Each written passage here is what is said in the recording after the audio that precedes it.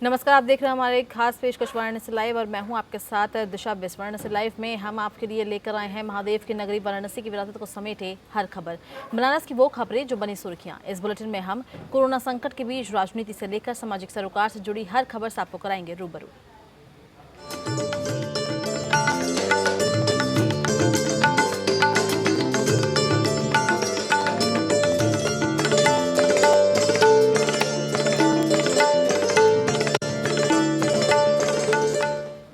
उत्तर प्रदेश में railway station और जिले का नाम बदलने का दौर जारी है और इसी क्रम में वाराणसी के मडुआडी रेलवे स्टेशन का नाम बदलकर बनारस स्टेशन रखने का फैसला लिया गया है। गृह मंत्रालय की तरफ से इसकी पुष्टि भी की जा चुकी है। मंडुआडी रेलवे स्टेशन का नाम बदलने की वकालत काफी पहले से होती आ रही है। वाराणसी के अरे गांव में एक जनसभा के दौरान तत्कालीन रेल मंत्री मनोज सिन्हा भी मडुआडी रेलवे स्टेशन का नाम बदलने की बात कह चुके हैं। वहीं वाराणसी के अपर मंडल रेल प्रबंधक प्रवीण कुमार ने कहा कि अभी आधिकारिक रूप से कोई कागज हमारे पास नहीं आया है। जैसे ही आदेश आएगा हम स्टेशन पर मंडुआडी के नाम का पोस्टर हटाकर बनारस रेलवे स्टेशन करने का काम शुरू करेंगे। ये बताते हुए बड़ा हर्ष हो रहा है और मुझे बड़े ही अत्यंत प्रसन्नता हो रही है कि गृह मंत्रालय ने हमारे मडुआडी स्टेशन का नाम बनारस रखने का फैसला किया है। हम लोग पूरी तरीके से इसे इम्प्लीमेंट करने के लिए तैयार हैं। जैसे ही रेलवे बोर्ड से हमें कोई दिशा निर्देश मिलेगी हम लोग विद इन अ डे हम लोग इसे नामकरण कर देंगे और मैं काशीवासियों को बनारस स्टेशन नाम रख के जाने के लिए मैं बहुत बहुत बधाई देता हूँ। और शिवपुर थाना क्षेत्र के शुदीपुर स्थित महेशपुर गांव में 2 दिन से पानी नहीं आने और बिजली कटौती से गुस्साए ग्रामीणों ने सड़क पर उतरकर प्रदर्शन किया। ग्रामीणों ने बताया कि ट्रांसफार्मर खराब हो जाने से यहां लाइट कट गई है और उसके 2 दिन पूर्व से मीरापुर बसई क्षेत्र में पाइप के फट जाने से इलाके में पानी की सप्लाई नहीं हो रही है। तब से हम लोग यहां पानी और बिजली के लिए परेशान हैं। स्थानीय निवासी अजीत सिंह ने बताया कि ट्रांसफार्मर खराब होने की जानकारी लोगों ने जेई को दी तो शाम में एक मोबाइल ट्रांसफार्मर लाया गया जिसमें सिर्फ एक तरफ का ही कनेक्शन जोड़ा गया और दूसरी तरफ के लिए ये कह दिया गया कि उधर कटियामार कनेक्शन है। ग्रामीणों ने बताया कि 10 दिन पूर्व भी ऐसे ही ट्रांसफार्मर खराब हो गया था और आज फिर वही स्थिति है। स्थानीय निवासी गौतम सोनकर ने बताया कि 2 दिन से हम पानी और बिजली के लिए परेशान हैं। 2 घंटे से कॉल लगाने पर भी बिजली विभाग से किसी ने भी फोन नहीं उठाया। गुस्साए ग्रामीणों ने सड़क पर उतरने की सूचना मिलते ही मौके पर पहुंचे शिवपुर थाना अध्यक्ष नागेश कुमार सिंह और एसआई सूर्य प्रकाश मिश्रा ने लोगों को समझा बुझाकर शांत कराया और बिजली विभाग को मौके पर बुलाकर तत्काल समस्या दूर करने का निर्देश दिया। शुद्धीपुर परिक्षेत्र है और यहाँ पर ट्रांसफार्मर कल 2 बजे रात से यहाँ पर लाइट कट है।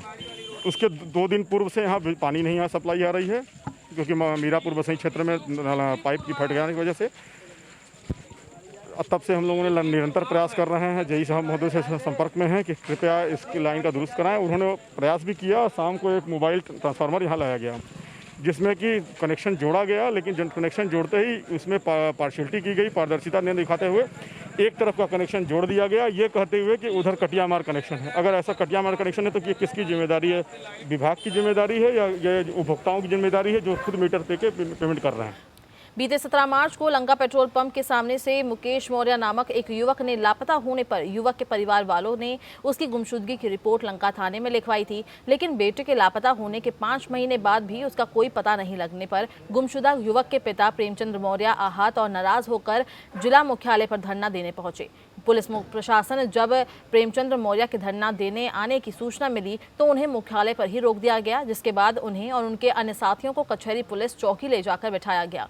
कुछ देर बाद क्षेत्राधिकारी भेलूपुर अमरेंद्र सिंह बघेल ने बातचीत के बाद प्रेमचंद्र मौर्य को आश्वासन दिया कि आपके लड़के का पता जल्द से जल्द लगा लिया जाएगा और पुलिस मामले की जांच कर रही है। जिसके बाद प्रेमचंद्र और उनके परिवार वाले शांत हुए और उन्हें उनके घर भेज दिया गया। लापता युवक के पिता प्रेमचंद्र का आरोप है कि उनके लड़के का अपहरण हुआ है। उन्होंने बताया कि उनका बेटा मुकेश मौर्य 17 मार्च को रात में माल लदवाकर लंका पेट्रोल पंप के सामने एगरोल कॉर्नर पर गया था। उसके बाद से लड़का लापता है। उन्होंने बताया कि कुछ दिन पहले उसकी गाड़ी अहरोरा थाना क्षेत्र में कुछ लोग बेच रहे थे, जिनमें 3 लोग पकड़े भी गए थे, लेकिन किसी कारणवश उन्हें बाद में छोड़ दिया गया।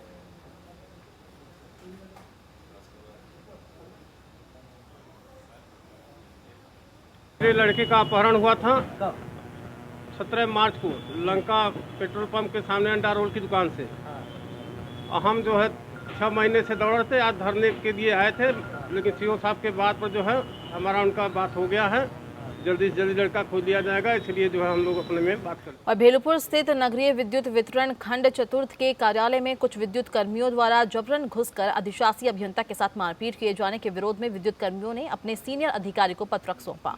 सिगरा स्थित विद्युत अधीक्षक अभियंता को पत्र देने पहुंचे हाइड्रो इलेक्ट्रिक एम्प्लॉय यूनियन के लोगों ने इस संदर्भ में बताया कि बीते 14 अगस्त को दोपहर विद्युत मजदूर संगठन से जुड़े सैकड़ों की संख्या में कर्मचारी भेलूपुरा स्थित विद्युत वितरण खंड चतुर्थ के कार्यालय में सोशल डिस्टेंसिंग की धज्जियां उड़ाते हुए और नारेबाजी करते हुए घुसे और अधिशासी अभियंता चंद्रेश उपाध्याय के ऊपर जानलेवा हमला करने की कोशिश की। और इस दौरान कार्यालय में मौजूद अन्य कर्मचारियों ने किसी तरह चंद्रेश उपाध्याय को बचाया और पुलिस कंट्रोल रूम को फोन किया। पुलिस के आने से पूर्व दूसरे गुट के लोग भाग निकले। हाइड्रो इलेक्ट्रिक यूनियन के सदस्यों ने इस मुद्दे पर बैठक करने के बाद अधीक्षण अभियंता को पत्रक देकर उचित कार्रवाई किए जाने की मांग की है।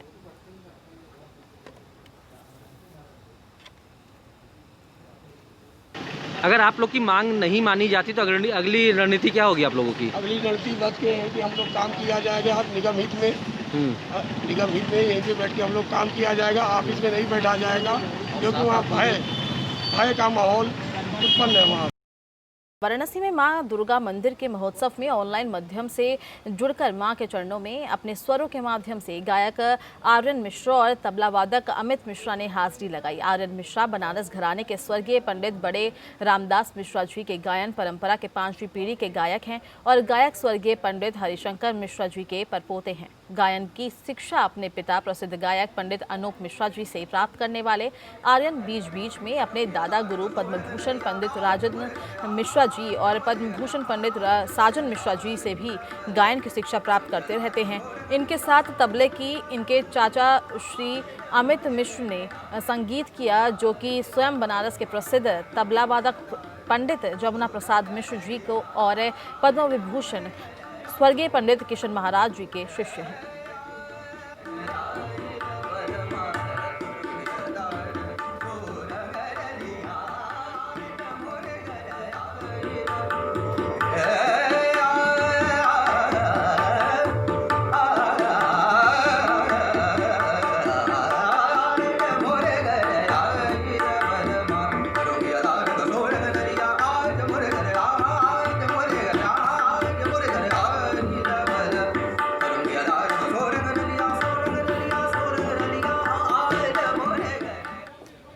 अब बनारस के 6 साल के अर्जुन ने तीरंदाजी में देश ही नहीं बल्कि विदेश में भी अपना लोहा मनवाया है। आदित्य सिंह उर्फ अर्जुन ने Guinness book of world record में 2 रिकॉर्ड को तोड़कर अपने नाम किया। पहला जोसेफ मैग्राइल बेटुब, जो कि ऑस्ट्रेलिया के कैपिटल टेरिटरी कैनबरा में 17 नवंबर 2019 को 18 मीटर दूरी से 40 सेंटीमीटर लक्ष्य में 10 तीरों को शूट करने का सबसे तेज समय 1 मिनट 0.03 सेकंड है, जिसका रिकॉर्ड दर्ज था। उसको अर्जुन ने 48.63 सेकंड में पूरा किया है। दूसरा, अमेरिका में माइक ट्रोना ने रोलर स्केटिंग पर तीरंदाजी करते हुए सबसे अधिक स्कोर बनाने का रिकॉर्ड 2 अगस्त 2000 में बनाया था। इसमें रोलर स्केटिंग करते हुए 1 मिनट में 120 मीटर की दूरी तय करनी होती है और हर 20 मीटर पर रखे हुए 40 मीटर के लक्ष्य को भेदना होता है। अभी तक का सबसे अधिक स्कोर 20 था, जिसको अर्जुन ने तोड़कर 32 स्कोर प्राप्त किए हैं। इन दोनों Guinness book of world record को 6 वर्षीय वाराणसी के अर्जुन कोई राजपुर के संत अतुलानंद कॉन्वेंट स्कूल में इंडोर शूटिंग रेंज में पूरा किया। देखिए, आज यहाँ संत Atulanand archery indoor archery range में हम लोग इकट्ठा हुए थे Guinness book of world record को ब्रेक करने के लिए। 2 रिकॉर्ड अर्जुन ने ब्रेक किए हैं। एक रिकॉर्ड था सबसे तेज़ एरो चलाने का कम समय में, सबसे तेज़ 10 एरो चलाने का ये रिकॉर्ड था। जो पिछला रिकॉर्ड था 1 मिनट का, जिसको अर्जुन ने ब्रेक किया है 48 सेकेंड 63 मिली सेकेंड में, जो काफ़ी अंतर से ब्रेक किया है उसने। दूसरा रिकॉर्ड था highest archery score on roller skate, मतलब स्केटिंग करते हुए आर्चरी तीरंदाजी करनी थी, इसमें स्कोर करना था। जो अभी तक का स्कोर था वो 20 का था, जिसे अर्जुन ने 1 मिनट के समय में 5 लक्ष्यों को भेदते हुए 32 का स्कोर हासिल किया।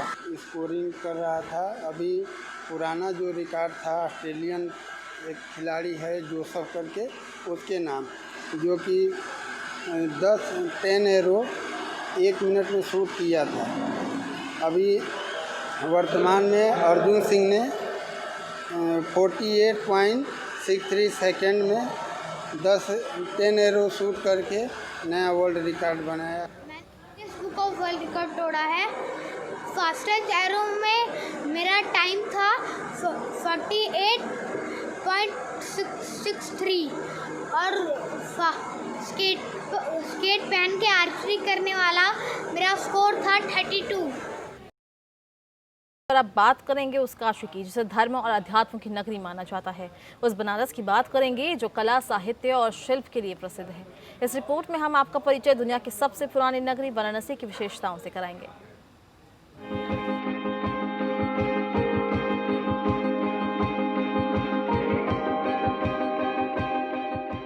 हिंदू धर्म, संस्कृति और सभ्यता के केंद्र के रूप में काशी यानी वाराणसी का विशेष महत्व है। बनारस की कई विशेषताएं इसे भारत की सांस्कृतिक राजधानी बनाती हैं। पौराणिक कथाओं में अलग अलग नामों से प्रसिद्ध काशी विश्व की प्राचीनतम नगरी है। यहाँ संस्कृति, अध्यात्म और कला का अनूठा संगम देखने को मिलता है। भगवान शंकर के त्रिशूल पर बसी इस नगरी में पतित पावनी गंगा का भी वास है। यही तमाम विशेषताएं इसके सबसे पुराना जीवित शहर होने को महत्व प्रदान करती है। वाराणसी कई धर्म, स्थान और पूजा पद्धतियों के कारण महत्वपूर्ण है। इस शहर में अभी भी विभिन्न संप्रदाय के प्राचीन उपासना पद्धतियों का प्रचलन है। ये बुद्ध, जैन तीर्थकर, शैव और वैष्णव संतों या कबीर और तुलसी जैसे पवित्र संतों की कर्म स्थली रही है। बनारस की कला, शिल्प और वास्तुकला दर्शनीय है। कहें तो वाराणसी एक वास्तुशिल्प का पूर्ण संग्रहालय है। ये इतिहास के दौरान बदलते पैटर्न और आंदोलनों को प्रस्तुत करता है। काशी लोक कला समृद्ध खजाने से भी सुसज्जित है। अपनी साड़ी, हस्तशिल्प, वस्त्र, खिलौने, गहने, धातु के काम, मिट्टी और लकड़ी के काम, पत्ती और फाइबर शिल्प के लिए प्रसिद्ध बनारस हर किसी की पहली पसंद है। प्राचीन शिल्प के साथ ये शहर आधुनिक उद्योगों में भी पीछे नहीं है। पवित्र नदी गंगा और इसके घाट पौराणिक कथाओं से आच्छादित है। सामाजिक आर्थिक पहलुओं किंवदंतियों से ये शहर भरा पड़ा है। काशी सर्व विद्या, सर्व ज्ञान की राजधानी है। भारत में शिक्षा के प्राचीनतम केंद्र, विश्व प्रसिद्ध विद्वान और उनके लेख, विश्वविद्यालय, कॉलेज, स्कूल और मदरसे, यहाँ सब कुछ है। गुरु शिष्य परंपरा के अलावा काशी वाराणसी तमाम साहित्य गतिविधियों का भी केंद्र रहा है। समाचार पत्र और पत्रिकाएं, प्रसिद्ध पुस्तकालय, ये सभी वाराणसी की विशेषताएं हैं। बनारस संगीत, कला, नाटक और मनोरंजन का शहर है। ये शहर अपने संगीत, परंपरा, गायन, वादन दोनों के लिए ही ख्याति प्राप्त है। बनारस घराने की अपने खुद की नृत्य और गीत परंपरा है। इसे लोक संगीत और नाटक का बहुत समृद्ध भंडारण माना जाता है। इसीलिए कहते हैं कि काशी सिर्फ एक शहर नहीं, अपने आप में संस्कृति, सभ्यता, कला, अध्यात्म और परंपरा का पूरा इतिहास है। Bureau report. वाराणसी की पहचान धर्म, अध्यात्म और कला संस्कृति के साथ ही शिक्षा और साहित्य के लिए है। जब बात शिक्षा और साहित्य की हो तो पहला नाम बनारस हिंदू यूनिवर्सिटी का आता है, जो बनारस की पहचान बन चुका है।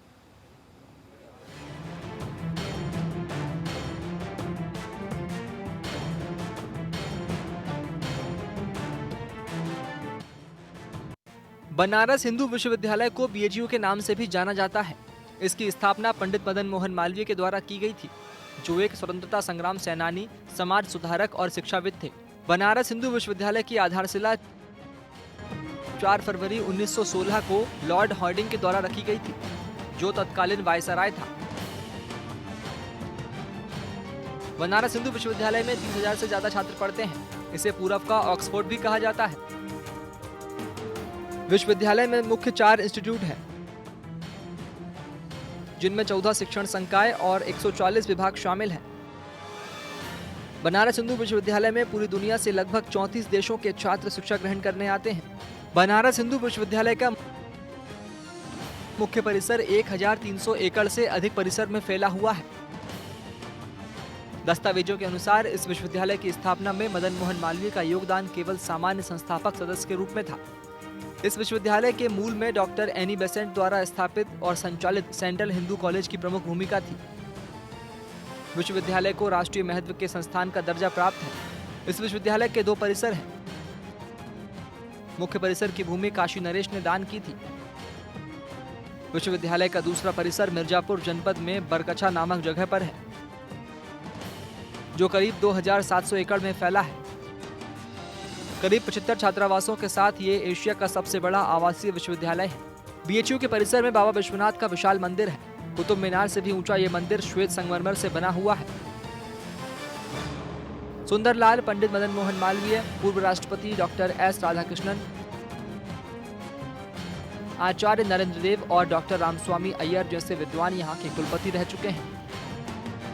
बीएचयू की स्थापना का मुख्य उद्देश्य हिंदू शास्त्र और संस्कृत साहित्य की शिक्षा का प्रसार करना था, जिससे प्राचीन भारत की संस्कृति और उसके उत्तम विचारों की रक्षा हो सके।